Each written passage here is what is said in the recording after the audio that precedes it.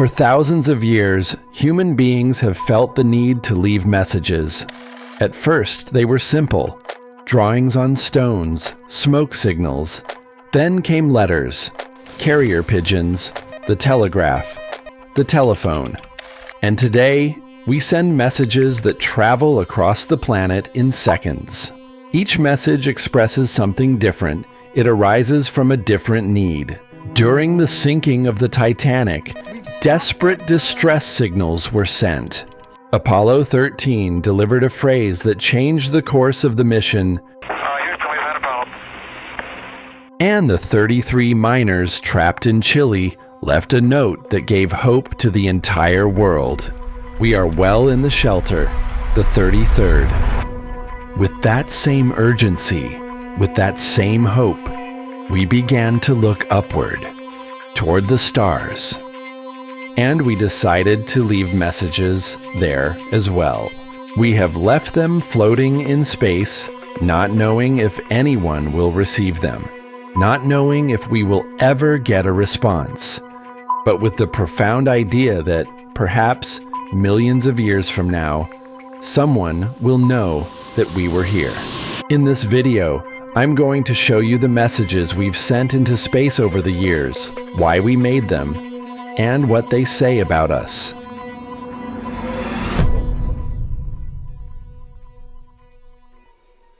Everything started with a flag. When Apollo 11 landed on the moon in 1969, the moment was etched into history. An astronaut descending a ladder, a flag planted on the surface, but even though everyone was focused on the flag, that wasn't the only message they left behind. Inside the lunar module, they placed a small metal plaque. It didn't say the United States was here, as the flag seemed to imply. It said something much greater. Here men from the planet Earth first set foot upon the moon, July 1969. We came in peace for all mankind. That was our first message beyond our planet, not to claim territory, but to say, we came with respect and on behalf of all humanity. But that first message wasn't the last. 3 years later, we returned with Apollo 17, the last crewed mission to the moon. And once again, the final plaque of the Apollo missions was left behind. And this one was the most profound. Here man completed his first explorations of the moon, December 1972. May the spirit of peace in which we came be reflected in the lives of all mankind. With these words, we weren't just closing a mission, we were sending our first messages into the unknown. We left a message with the hope of being remembered for our intention of peace, and perhaps also with the desire to show how far we had come. But the end of the lunar exploration era didn't diminish our desire to reach out or to leave messages in space. In truth, we were only just beginning to find the confidence to look further. In 1972, the Pioneer 10 spacecraft was launched. It was followed by Pioneer 11 the following year. Both were headed toward the outer reaches of the solar system. And for the first time, they carried more than just scientific instruments. They carried a plaque with several messages. A small golden plaque, about 15 centimeters long, engraved with symbols that, simple yet profound, sought to explain who we are, where we come from, and how we might be found. The plaque showed 2 human figures, one male and one female, representing the species that had created the spacecraft. They were drawn in a stylized way, without details that could be ambiguous, simply transmitting the essential part of us. It was not just a portrait of humanity, but a symbol of our existence, our ability to create, and our will to communicate. And up to this point, the plaque might have seemed simple, But when we look more closely, everything becomes more intriguing. Next to the human figures was a map of our location in the universe, showing the position of the sun in relation to 14 distant pulsars, like a cosmic GPS. If some intelligent being were to find the spacecraft in the future, this map would allow them to locate Earth, our home, in the vastness of space. There was also a diagram of the spacecraft itself, as if to say, "This is what we built." It showed a technical representation of Pioneer 10, a kind of signature marking that human technology had come this far. One interesting thing was what the plaque didn't contain. No words, no flags, no ideologies. It wasn't a political or cultural message. It was only science, pure and simple, without embellishment or confusion, designed so the message could reach whoever might be able to understand it, no matter where they came from. It was simply humans, trying to explain what we are.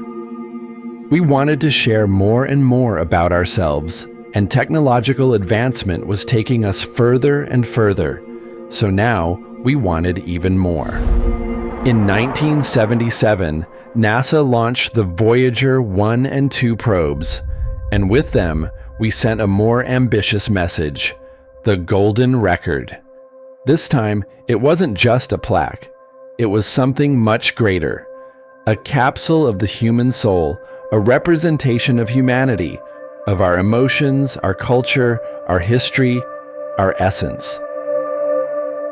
A gold-plated record designed to withstand time and space, with precise instructions on how to play it for whoever might find it. The Golden Record was an invitation to understand who we are and how we express ourselves. The record was titled The Sounds of Earth. On it, we recorded greetings in 55 different languages as a way of saying hello to any form of life that might be listening. We included sounds of Earth, from the wind caressing the trees to the roar of thunder, the whisper of a kiss, and the beating of a heart. The music it included was as diverse as our civilization, from African chants to Peruvian flutes. In addition, it included images, portraits of people, landscapes, mathematical formulas, moments from our everyday lives. It was an attempt to capture the essence of who we are, what we love, and what we feel. Each record also carries a small sample of uranium-238, so that whoever finds it can calculate how much time has passed since we sent it.